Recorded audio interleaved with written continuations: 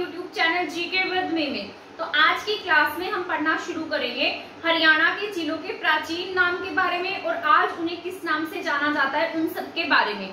ठीक है, और इसको हम ट्रिक के साथ में पढ़ लेंगे ताकि आपको इसको याद करने में आसानी हो।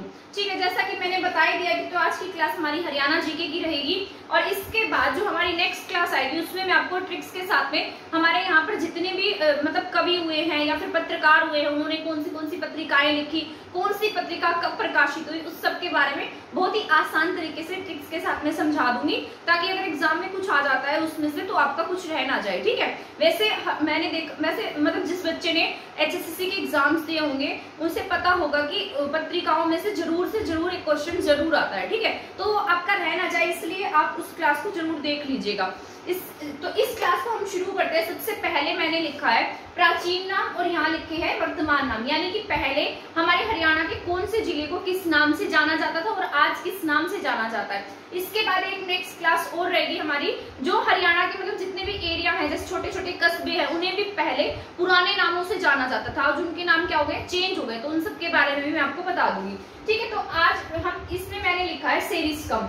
इसका प्राचीन नाम था, किसका था ये सेरिस्कम, नाम से पता लग रहा होगा शेरिस्कम। ठीक है, शेरिस्कम और सिर, तो दोनों में क्या है, सेरी और यहाँ क्या है, सिर है। तो सेरिस्कम किसका नाम है, सिरसा का नाम है, तो दोनों में श है। तो दोनों इस मतलब ऐसे आपको देखने पर भी सेम ही लग रहा होगा, शेरिस्कम और सिरसा। तो इसमें भी पहले शेर है, इसमें क्या है, सिर है। तो शेर और सिर ये दोनों किसके नाम है, सिरसा। सेरिस्कम किसका नाम है, सिरसा का नाम है, तो आपको ये याद रखना है। इसके बाद मैंने लिखा है इकदार। क्या लिखा है, इकदार। ये ना बहुत अलग सा नाम है। वैसे आपको ना जितने भी नाम दिखाई देंगे सब में कुछ ना कुछ मतलब मैच होता हुआ दिखाई देगा या फिर उसका जो नाम होगा ना वो सेम सा दिखाई देगा, पर ये अकेला ऐसा नाम है जो बहुत अलग है, डिफरेंट है, इसमें कुछ भी सेम नहीं है। तो आप इसको इस तरीके से ही याद रखिएगा कि जो सबसे अलग नाम है इकदार। इकदार किसका नाम है, फतेहाबाद का। ठीक है, इसका नाम है इकदार फतेहाबाद का। तो इकदार फतेहाबाद मतलब इसको बोलेंगे ना थोड़ी राइम मिलाकर बोलेगा, इकदार फतेहाबाद, इकदार फतेहाबाद। तो इस तरीके से बोलेंगे तो आपको अपने आप ही याद हो जाएगा। तो इकदार किसका नाम है, फतेहाबाद का। इसके बाद मैंने लिखा है हिसार ए फिरोजा। क्या लिखा है मैंने, हिसार ए फिरोजा। फिरोज शाह तुगलक ने इसको बसाया था 1354 में। इससे पहले इसने फतेहाबाद की स्थापना की थी जब इसको पुत्र की प्राप्ति हुई थी, है ना। उसके बाद ये गुजरी महल में आया, मतलब गुजरी महल इसके द्वारा स्थापित करवाया गया। तो इसने 1354 में क्या बनवाया, हिसार की स्थापना करवाई। तो हिसार ए फिरोजा किसने बनवाया है, मतलब हिसार ए फिरोजा किसका नाम है, पुराना हिसार का नाम है। इसमें तो आपको वैसे भी मतलब कोई ट्रिक की जरूरत ही नहीं है, बहुत आसान सा है। इसके बाद मैंने लिखा है कानोड़। कानोड़ किसका नाम था, महेंद्रगढ़ का। अब आप ये जान लीजिए कि जो कानोड़ है ना ये पहले क्या होती थी, मतलब प्राचीन यहाँ ये ना जो कानोड़ है ना प्राचीन ब्राह्मण जाति थी, मतलब ब्राह्मणों की जाति थी, जिसे क्या कहते थे, कानोड़ के नाम से जानते थे। और यहाँ पर इनकी अधिकता थी, कानोड़ जाति की क्या थी, यहाँ पर अधिकता थी। इसी वजह से इसे किस नाम से जानने लगे, कानोड़ नाम से जानने लगे। ठीक है, तो आज हम इसे किस नाम से जानते हैं, महेंद्रगढ़ के नाम से जानते हैं। किस नाम से जानते हैं, महेंद्रगढ़ से। तो कानोड़ किसका नाम है, महेंद्रगढ़ का नाम है। तो आपको याद रखना है ब्राह्मण जाति का क्या नाम था, कानोड़, और कानोड़ आज किसका नाम है, महेंद्रगढ़ का नाम है। ऐसा याद रख लीजिए, महेंद्र था, महेंद्र कानोड़ जाति का था। ठीक है, तो कैसे याद रखेंगे, महेंद्र किस जाति का था, कानोड़ का, तो कानोड़ किसका नाम है, महेंद्रगढ़ का नाम है। इसके बाद मैंने लिखा है सत्यमेवपुरम। सत्यमेवपुरम, इसमें देखिए आप मेव आ रहा है ना, सत्यमेवपुरम। इसकी मतलब ये जो नाम है ना आपको गांधी जी से रिलेटेड दिखता होगा, क्योंकि सत्य को वही क्या करते थे, मतलब उन्हीं की अहिंसा और सत्य की नीति उन्हीं की थी। आज वैसे भी 2 अक्टूबर है। ठीक है, तो सत्यमेवपुरम। तो वैसे भी मतलब जो मेवात के जो लोग थे, जब हमारा देश आजाद हो गया था, सबसे ज्यादा मुस्लिम कहाँ रहते हैं, मेवात में रहते हैं। जब वो मेवात को छोड़कर जा रहे थे तो गांधी जी ने उनसे क्या किया था, आग्रह किया था कि आप यहाँ से ना जाइए, मतलब आपको यहाँ पर बहुत सभी सुविधाएं दी जाएंगी, सभी अधिकार दिए जाएंगे, आपके साथ कोई भेदभाव नहीं होगा। तो गांधी जी के आह्वान पर जो मेवात के लोग हैं वो यहाँ से नहीं गए थे, तो इसीलिए इसका नाम क्या रख दिया गया, सत्यमेवपुरम, क्योंकि गांधी जी ने ही इनको कहा था। और गांधी जी किसको मानते थे, सत्य को मानते थे। जानते हैं ना। तो गांधी जी से भी आप इसको याद रख सकते हैं। सत्य मेव इसमें आता है तो इसका नाम क्या है, मेवात। आज तो मेवात का नाम बदल दिया गया है, आज इसे हम नू के नाम से जानते हैं, ठीक है। किसके नाम से जानते हैं, नू। पर मतलब हम हरियाणा में रहते हैं तो हमें इतना मतलब नॉलेज तो होनी ही चाहिए, इतना तो पता ही होता है हर बच्चे को कि जो नू है, मेवात है, ये एक ही है ना। तो मेवात पहले किस नाम से था, मेवात नाम से था। देखो सबसे पहले सत्यमेवपुरम था, इसमें क्या था, मेव के बाद में इसका नाम क्या हो गया, मेवात। मेवात के बाद में आज हम इसे किस नाम से जानते हैं, नू के नाम से जानते हैं, ठीक है। तो आज इसका ऑफिशियल जो नेम है वो क्या है, नू है। इसके बाद मैंने लिखा है रेवावाड़ी। रेवावाड़ी तो आपको पता ही लग रहा है, जो बिगड़ते बिगड़ते क्या हो गया, रेवाड़ी हो गया है ना।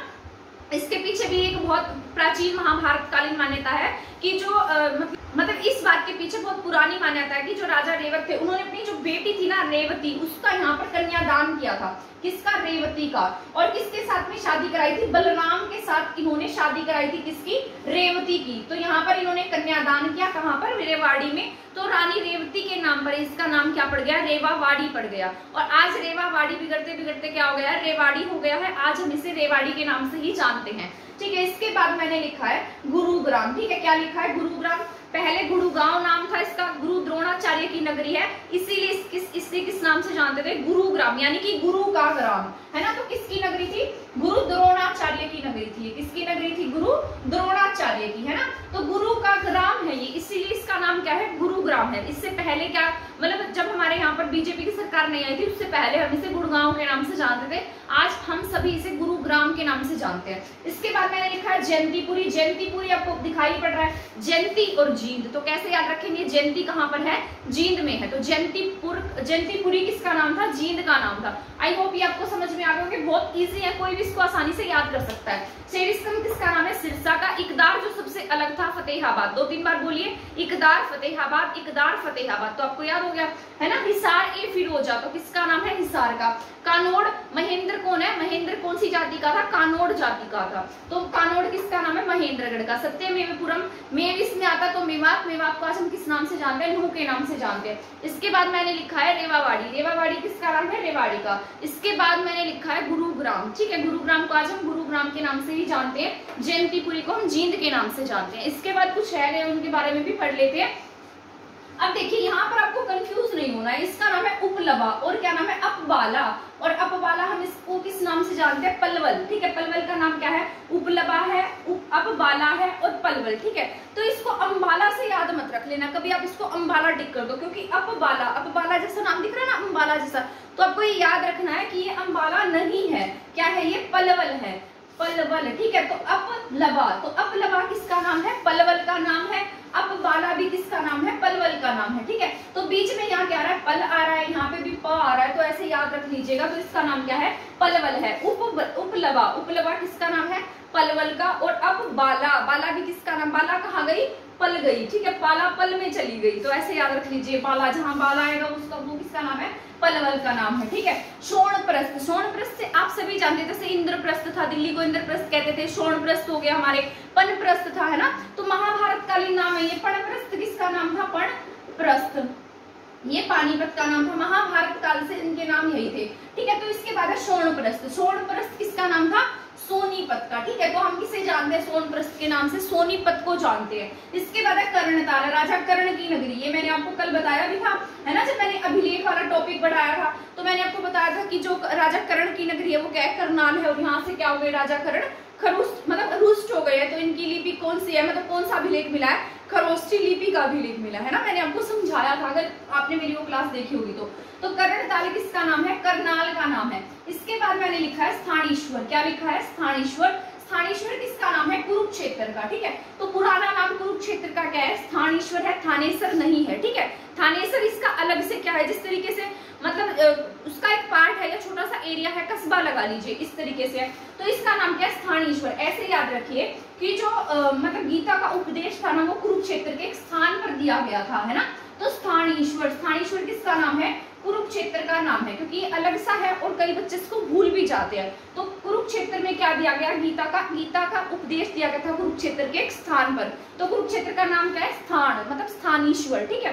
तो इसको ऐसे याद रखिएगा, कुरुक्षेत्र का नाम क्या है, स्थानीश्वर है। अब रोहितास, रोहितास किसका नाम है, रोहतक का नाम है। सेम सेम सा है तो आप इसको टिक कर देंगे आसानी से। अब पनप्रस्थ कह लीजिए या पणप्रस्थ कह लीजिए, एक ही बात है। तो ये किसका नाम, हमारे पानीपत का नाम है। इसके बाद मैंने लिखा है अब्दुल्लापुर, सबसे पुरानी लकड़ी की टिम्बर मार्केट है ना, सबसे पुरानी क्या है यहाँ पर, टिम्बर मार्केट है।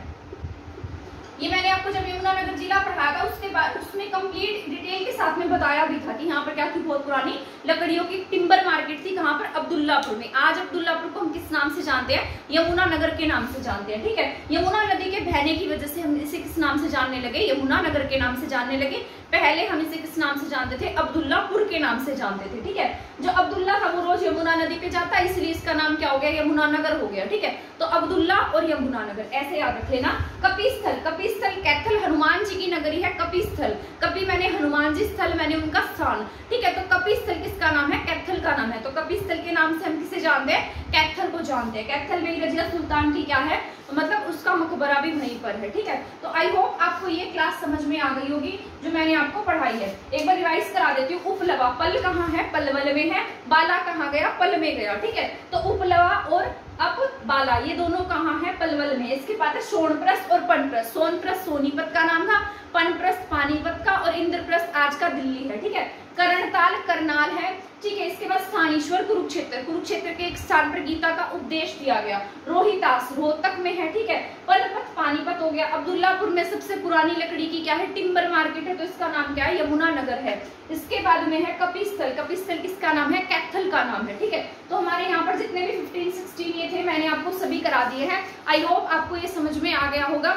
इसके बाद नेक्स्ट क्लास में पत्रिकाओं के बारे में बताऊंगी, और एक क्लास इसके बाद में एक क्लास रहेगी हमारी जितने भी मतलब इसके जो कस्बे वगैरह हैं उनके क्या क्या नियम हैं, या फिर नए कौन से ऐसे कस्बे जुड़े हैं जिनके नाम चेंज हो गए, उन सबके बारे में बताऊंगी, ठीक है। आई होप आपको ये समझ में आ गया होगा। अगर आपको मेरी क्लास पसंद आती है तो प्लीज मेरे चैनल को सब्सक्राइब करना और मेरी वीडियो को शेयर करना ना भूलें। आपका बहुत बहुत थैंक यू, धन्यवाद।